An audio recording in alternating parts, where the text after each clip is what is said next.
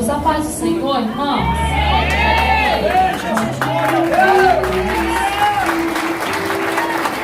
Eu acho que eu vou ficar na Bahia. Sou grata a Deus por estar aqui com vocês, vos conhecer, ser conhecida de vocês. Eu estou vivendo uma promessa de Deus que Deus falou comigo há 3 meses atrás. Eu estava numa tarde da bênção, porque quando nós temos a oportunidade de estar buscando a Deus na casa dele, porque na presença dele nós temos que estar todos os dias, nós vamos, e quando eu estava saindo da tarde da bênção, a irmãzinha veio atrás de mim correndo e disse: pastor, espera, que eu tenho algo de Deus para te dizer. Eu digo: sim, minha querida, se é de Deus, pode falar. Ela disse assim: olha, se prepare, arrume a sua bagagem e do seu esposo, porque Nordeste espera vocês. O Deus que conhece o teu passado, que prevê o teu presente, que já está preparando o teu futuro, sabia que no dia de hoje essas irmãs estariam aqui festejando, e Ele promoveu para que nós estivéssemos aqui juntamente com vocês adorando. Quero louvar a Deus pela vida do pastor Joel, pastor dessa igreja. Louvar a Deus pela vida de todos os obreiros e todos os irmãos que trabalharam juntamente para que nós pudéssemos estar aqui. E o nosso dia hoje, pensa numa viagem longa, o negócio é para nós chegar aqui umas 11 horas da manhã. Nós chegamos aqui agora às 7 horas da noite, mas em tudo isso nós vemos a mão de Deus trabalhar, porque por mais que o diabo quisesse impedir, a mão de Deus, Deus sempre chega primeiro. O diabo ele acha que chega primeiro, mas ele é um atrasado, porque Deus sempre chega primeiro e provê todas as coisas. Eu vou contar um segredo para vocês. Eu nunca me arrumei tão rápido que nem hoje. Meu esposo vai fazer uma oração. Ele vai orar para que todos os dias eu esteja atrasada assim, para me arrumar tão rapidamente assim, todos os dias. Deus abençoe, irmãos, e sem perca de tempo eu já quero adentrar com vocês acerca da palavra que o Senhor propôs no meu coração. Eu quero te convidar você a abrir a sua Bíblia no livro de Juízes, no seu capítulo de número 4, no seu versículo de número 14. E nós vamos ler apenas uma pequena parte deste versículo, que, se eu não me engano, é a parte B deste versículo. Juízes 4, versículo 14. Eu sei que vocês têm um tema. Eu entendo a preocupação de vocês no tema que Deus proporcionou a vocês, mas eu tenho que ser fiel àquilo que Ele ministrou ao meu coração. E eu tenho certeza que nesses mais 2 dias que virão, Deus usará a vida do meu esposo, não porque é ele, porque ele vai se fazer instrumento nas mãos de Deus, e Deus falará aos nossos corações. Nos diz assim, Juízes 4:14, a parte B: porventura o Senhor não saiu diante de ti? O livro de Juízes vem nos retratar a história dos juízes de Israel. Para eu poder adentrar no livro de Juízes, eu vou ter que contar para você uma parte da história de Josué. E para mim te contar a história de Josué, eu vou ter que entrar também uma parte na história de Moisés. Moisés, você conhece, é aquele homem que Deus chamou para ser libertador de Israel. Moisés foi aquele menino que nasceu em meio a muita perseguição, em meio a muita turbulência, e a turbulência foi tão grande que você conhece a história. Eu quero resumir a história de Moisés o máximo possível, por causa do meu tempo. A perseguição e a tormenta estava tão grande que a sua mãe foi necessário esconder ele por 3 meses, e após 3 meses colocar ele no cestinho, colocar no carriçal do rio, à beira do rio, e aprove Deus, porque Deus ele trabalha da maneira que Ele quer. A filha de Faraó junto com as suas moças o acharam, e ele foi criado no palácio. Mas em tudo isso Deus já estava trabalhando, porque o povo de Israel estava sendo oprimido. O povo de Israel estava no Egito. Quando o povo de Israel foi parar no Egito, foi tão somente por causa de um escape que Deus queria dar ao povo de Israel. Estava tendo fome.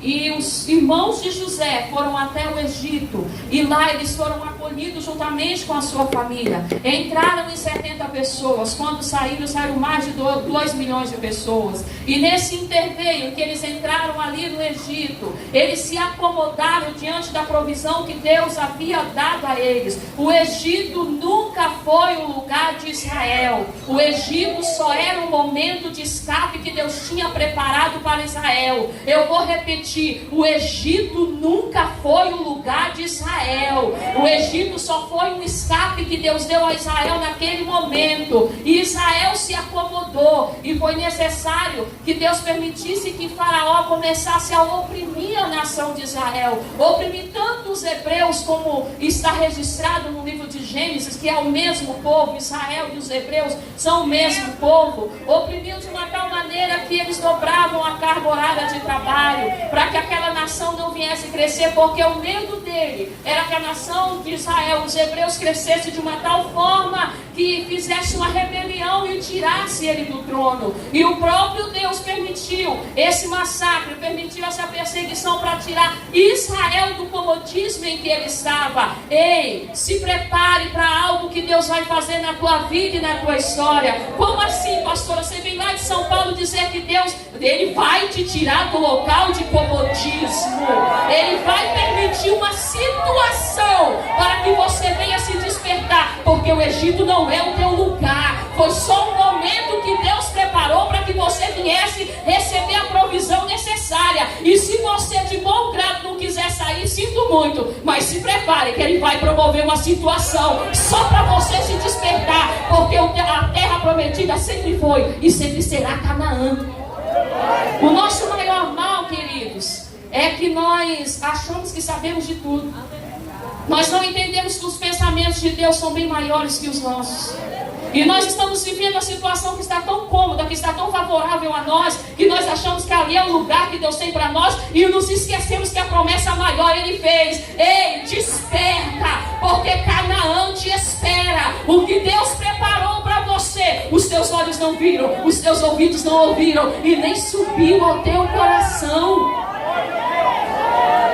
E o povo começou a clamar por um libertador, e Moisés é levantado. Moisés vai até a Faraó, você conhece bem a história, e Moisés consegue tirar a nação de Israel do Egito.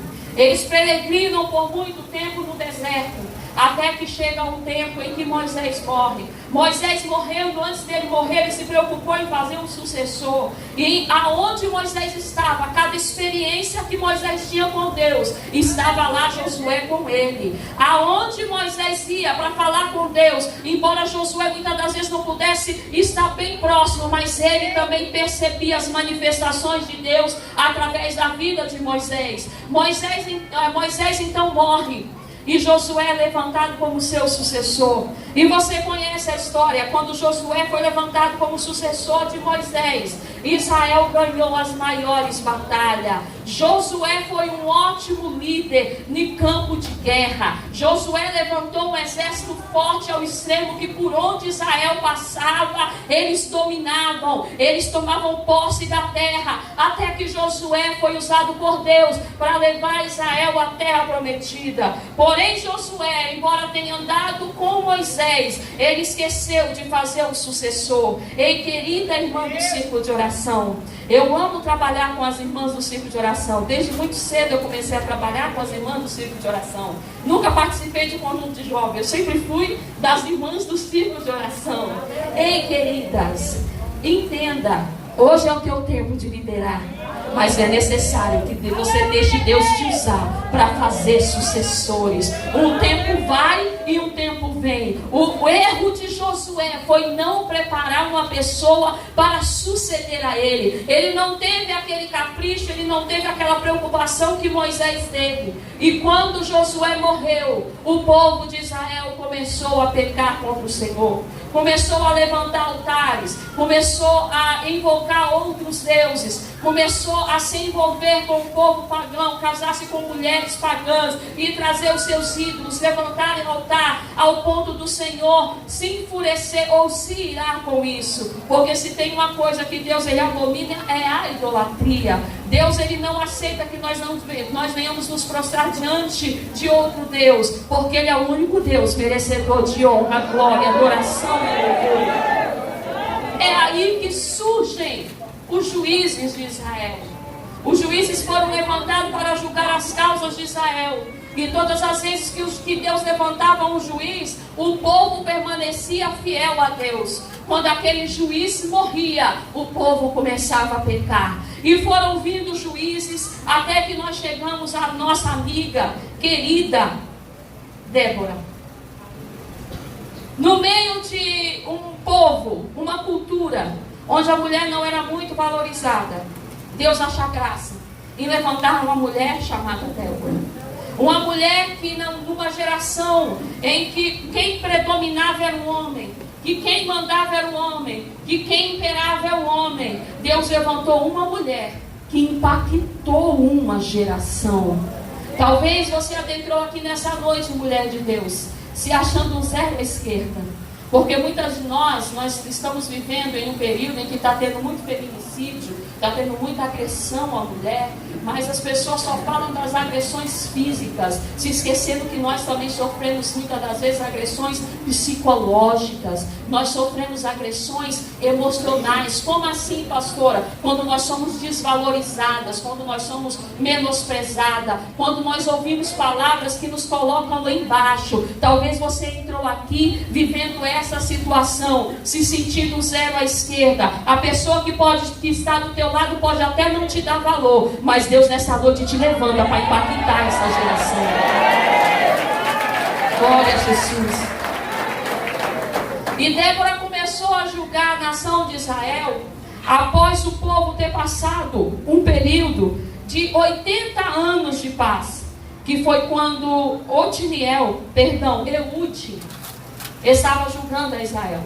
Enquanto Eude estava julgando Israel, isso durou 80 anos. Houve paz em Israel.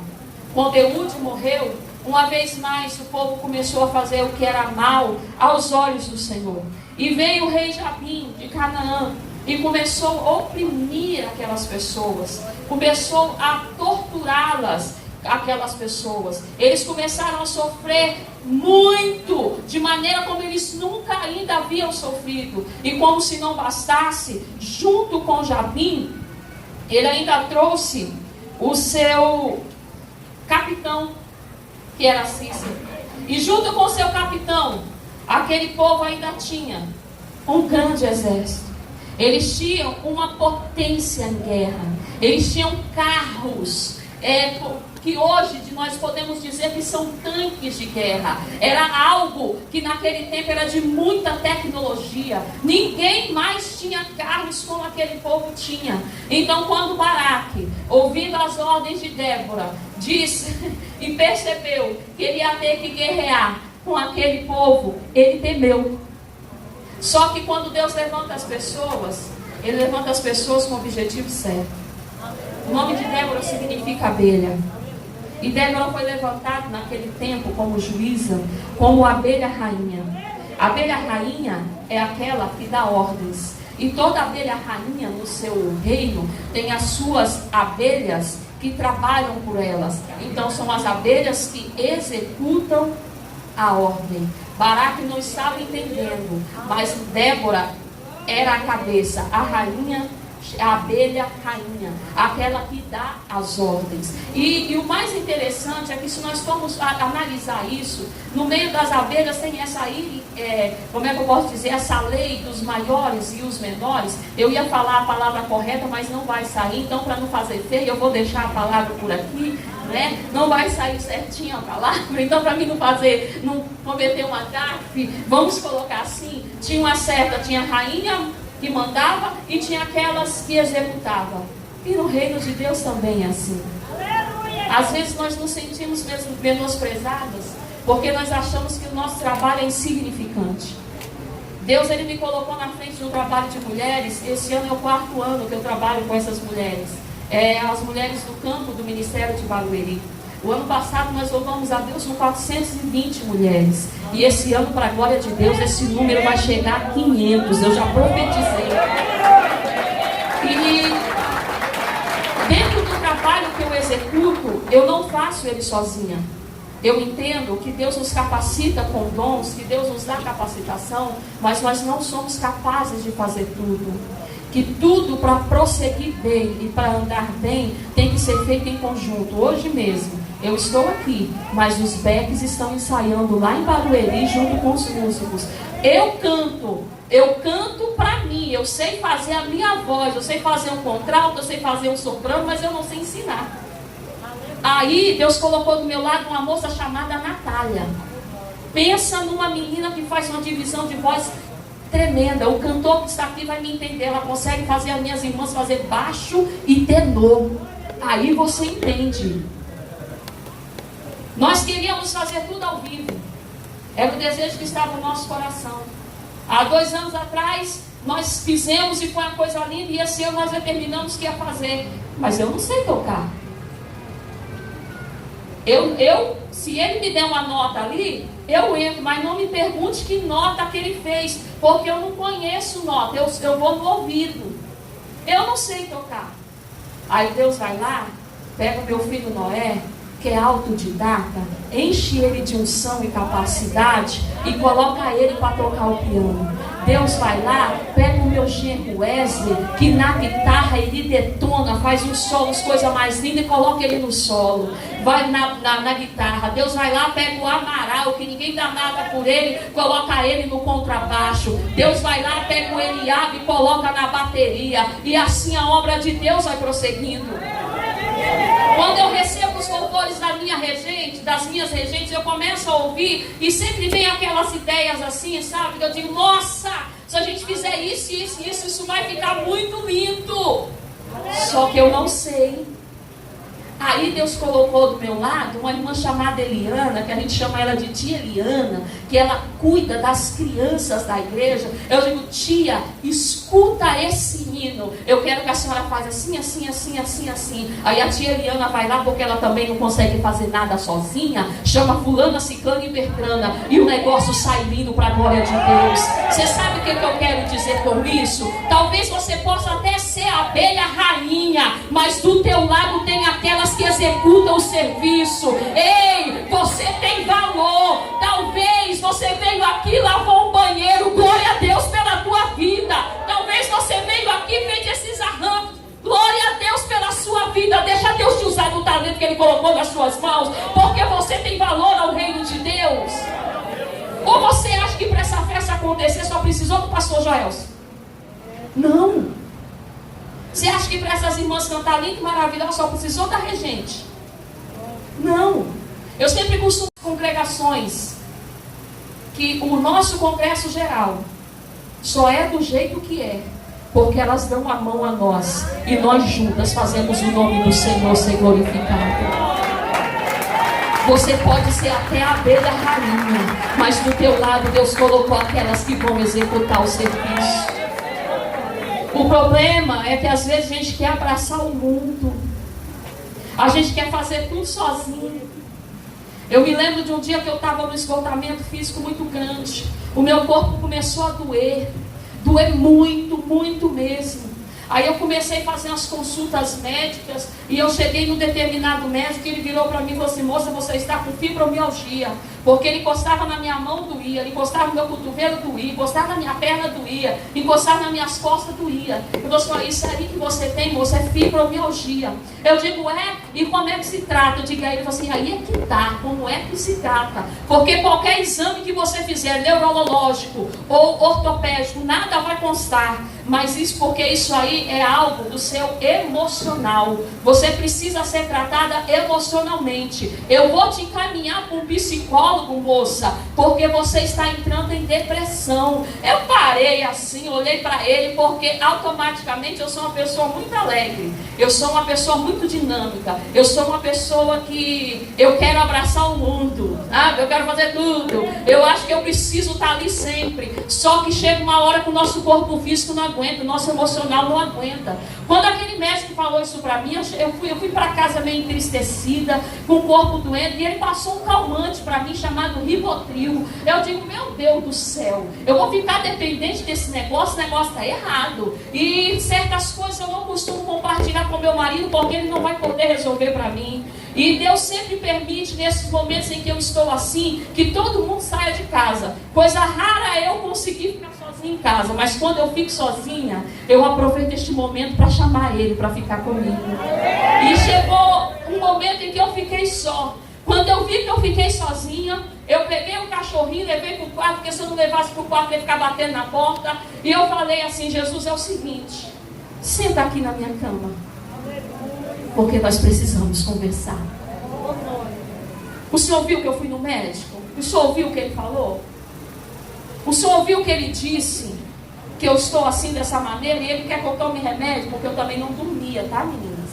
Eu não conseguia dormir mais. Eu ficava a noite inteira acordada. Você quer ver coisa irritante? É você olhar para o lado, ver o seu esposo dormindo, você andar pela casa, ver todo mundo dormindo e você não conseguir dormir.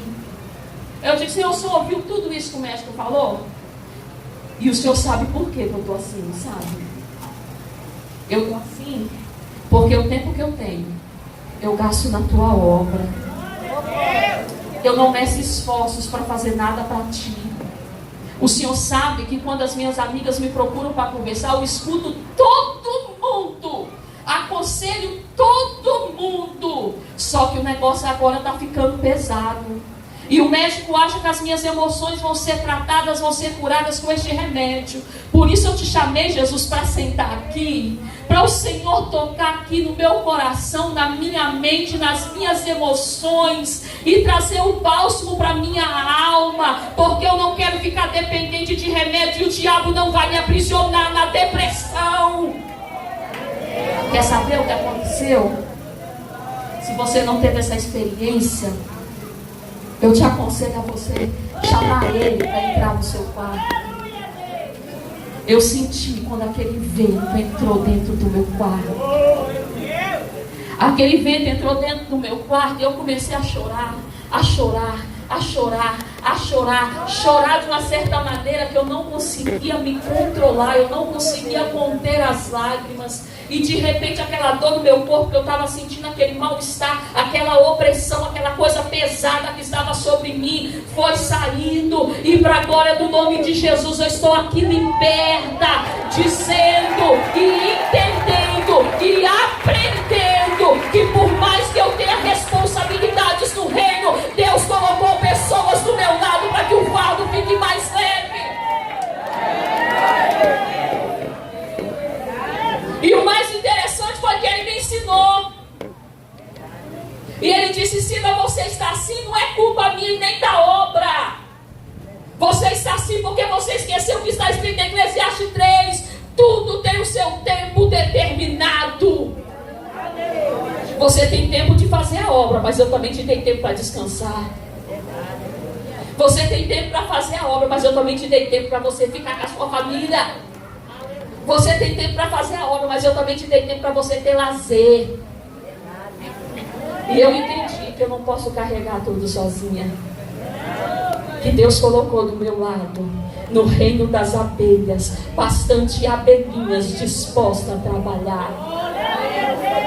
Débora chama Baraque e diz: como assim, Baraque? Você vai temer a Jabim? Você vai temer aos seus carros? Você vai temer ao que está acontecendo?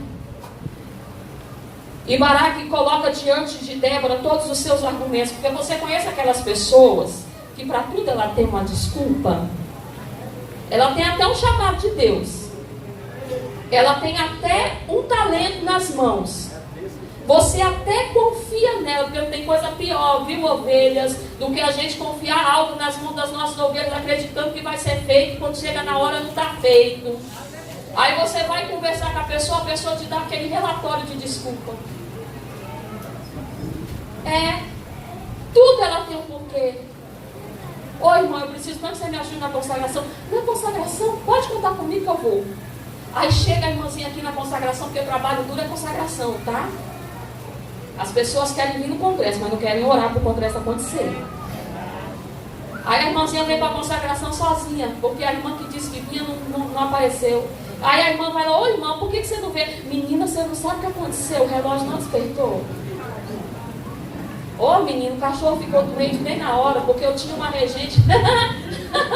Eu tinha uma regente que no evento que nós fomos promover, era a escala dela, e ela me liga na hora e diz: ó, não vai dar para mim não, meu cachorro acabou de ficar doente.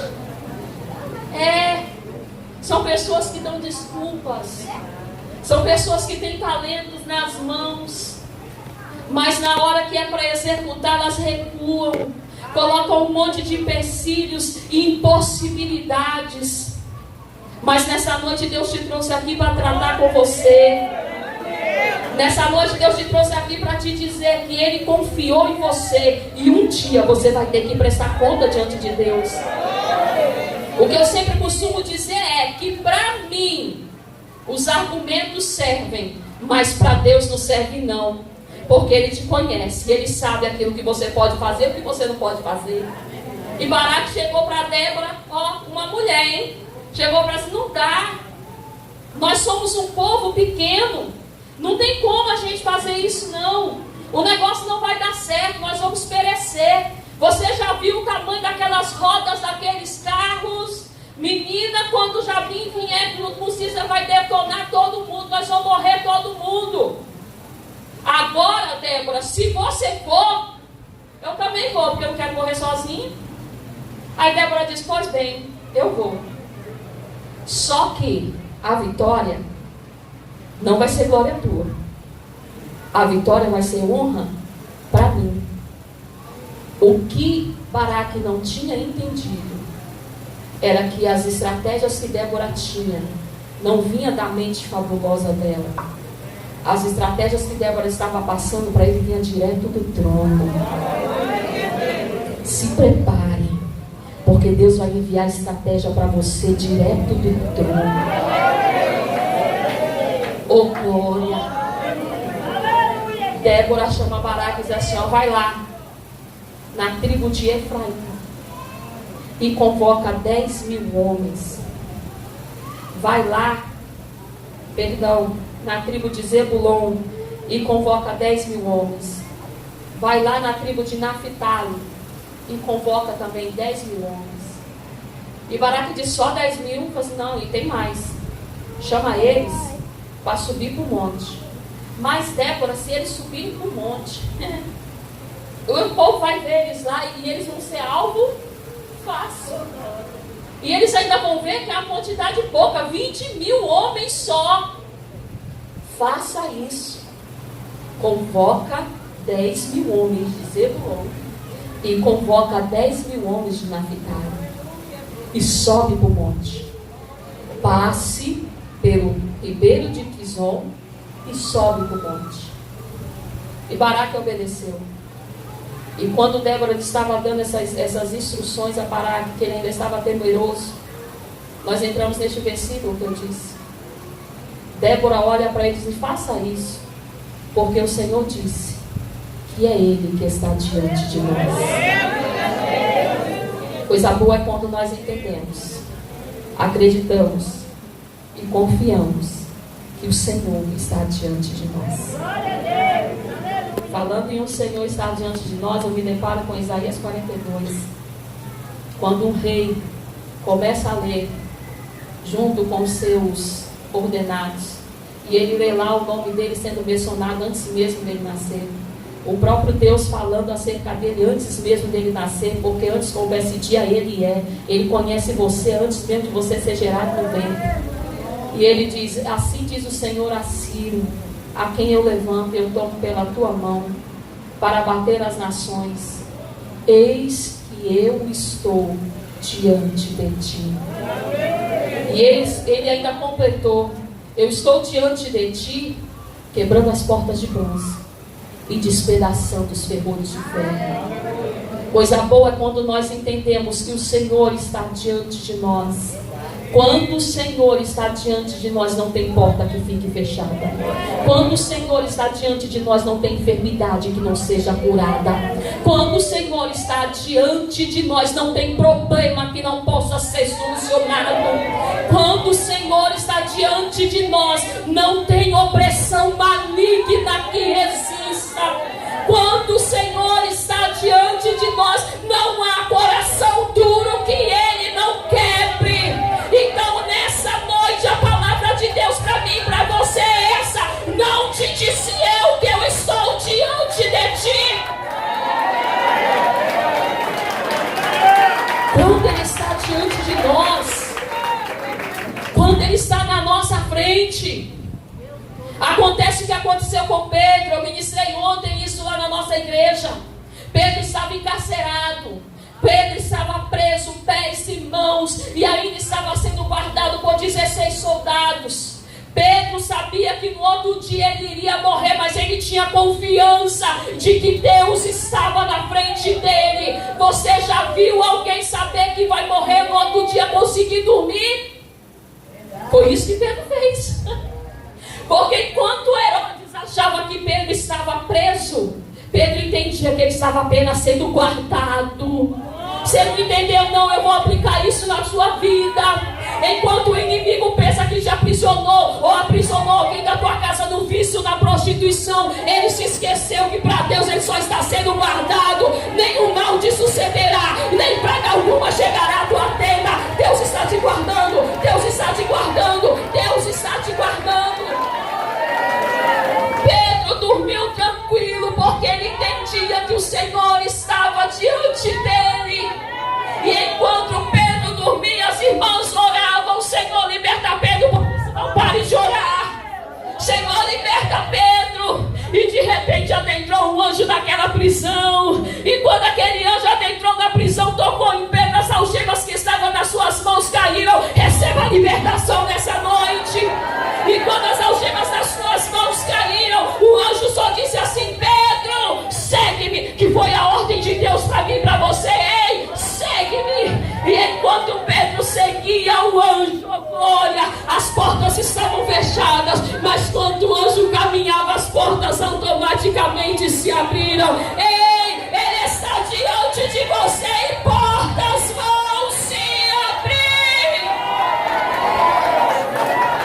Se prepare para viver aquilo que você nunca viveu. Se prepare para ver o sobrenatural de Deus na tua vida. É Ele que quebra a porta de bronze e despedaça ferrolhos de ferro. É Ele que vai aonde você não pode ir. Oh glória! E Deus me dá liberdade para dizer que Ele visita as pessoas a quem você não pode visitar.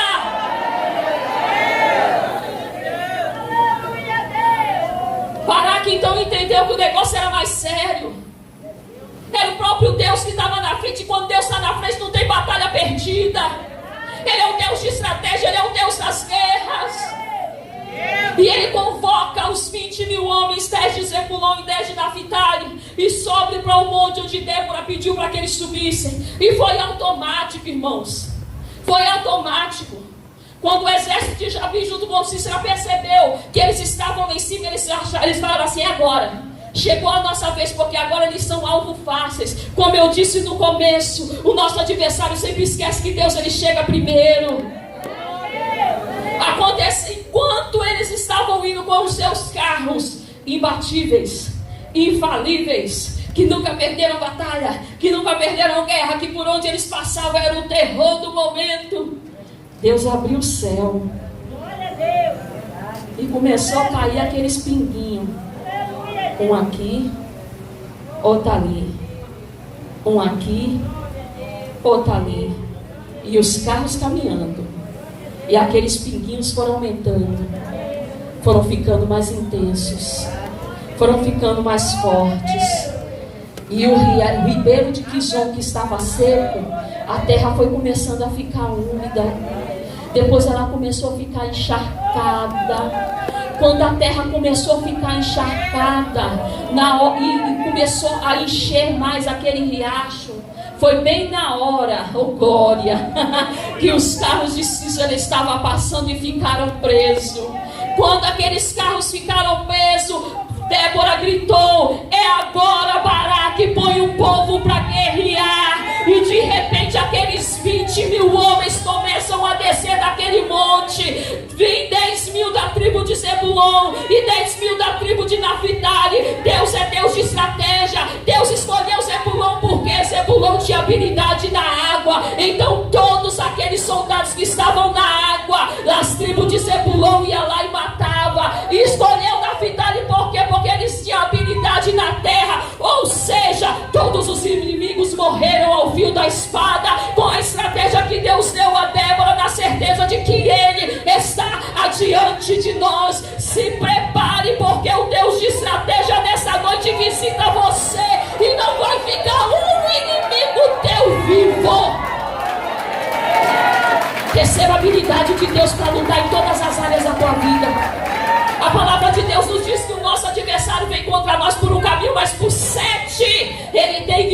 nós. Receba a habilidade de Deus para lutar contra o teu adversário. Aí eu me deparo, glória a Jesus,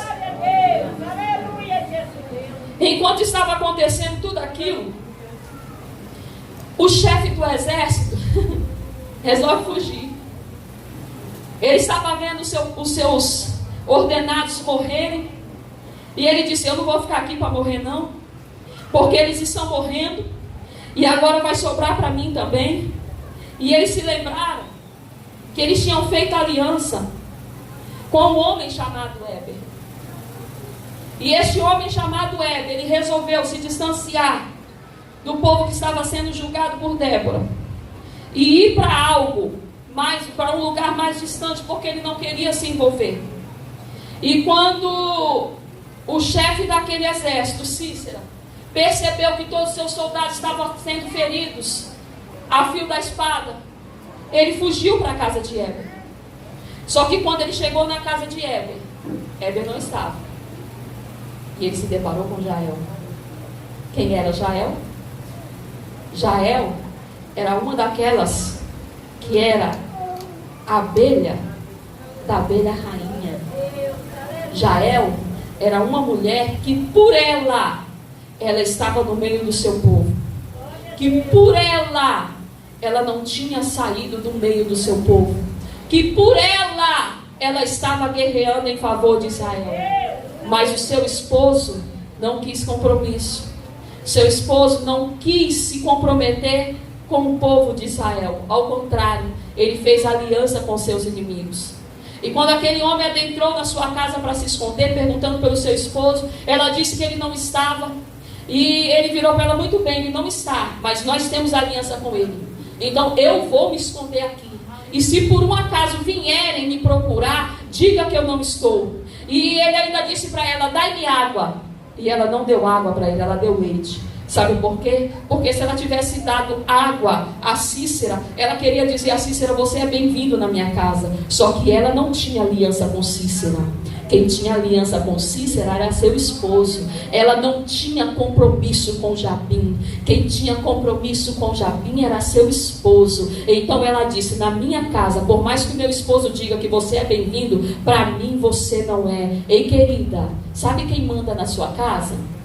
Abaixo de Deus? Você. Talvez as pessoas que residem na sua casa, juntamente com você, não tem o compromisso que você tem com Deus. Fez aliança com o mal. Mas você não é obrigada a dizer para o seu inimigo que ele é bem-vindo na sua casa. Ou você tem dado água para o seu inimigo, ou você tem se acomodado com a situação e diz: não tem como reverter isso aqui, eu vou aceitar do jeito que está.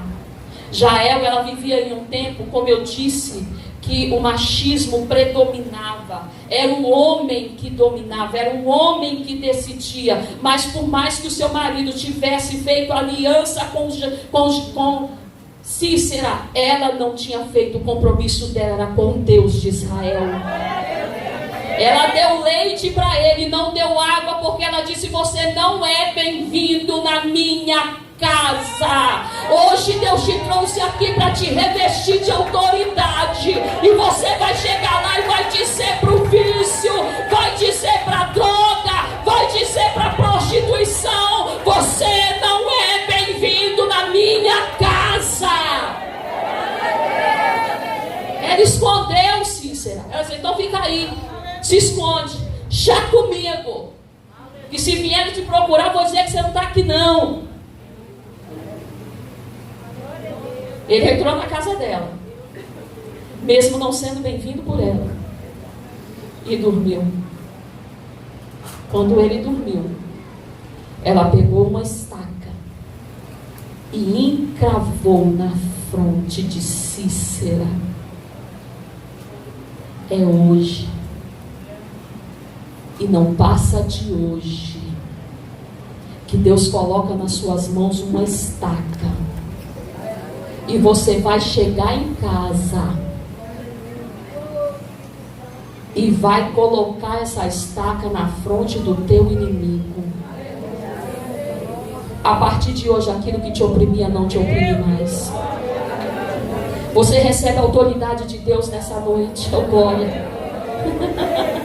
Eu vou explicar direitinho, porque senão vão dizer que eu estou mandando o povo chegar em casa e matar o inimigo dele carnal. Ei, as armas que nós lutamos não são carnais, mas são espirituais. Porque a minha luta e a tua luta não é contra a carne nem contra o sangue, mas é contra os principados e potestades. Oh, glória! Receba a autoridade de Deus e uma estaca espiritual, porque hoje você chega dentro da tua casa revestido de autoridade, e o mal que te aflige vai cair por terra. É hoje que Cícera morre. É hoje que o teu inimigo bate em retirada. A aflição que você vivia, você não vai viver mais. Você se lembra? Oh, glória, para me concluir. Quando o povo de Israel foi atravessar o Mar Vermelho junto com Moisés, a ordem de Deus para Moisés foi: toca, o que é que você tem na mão? Toca no mar. Quando ele tocou no mar, e Deus continuou falando para ele: pode tocar no mar, porque esses egípcios que hoje você está vendo, você nunca mais vai tornar a ver. Eu concluo dizendo: oh, glória, eu não estou falando que você não vai passar mais provações, mas essa situação que você está vivendo, você nunca mais irá viver. É hoje que Cícera morre. É hoje que Cícera morre. É hoje que Deus te reveste de autoridade, e essa tribulação vai passar, essa perseguição vai acabar, e o nome do Senhor vai ser glorificado na tua vida, porque é Ele que vai adiante de ti. E se Ele vai adiante de ti, a tua vitória é certa, porque até aqui te ajudou o Senhor. Se você recebe essa palavra, aplauda o Senhor com muito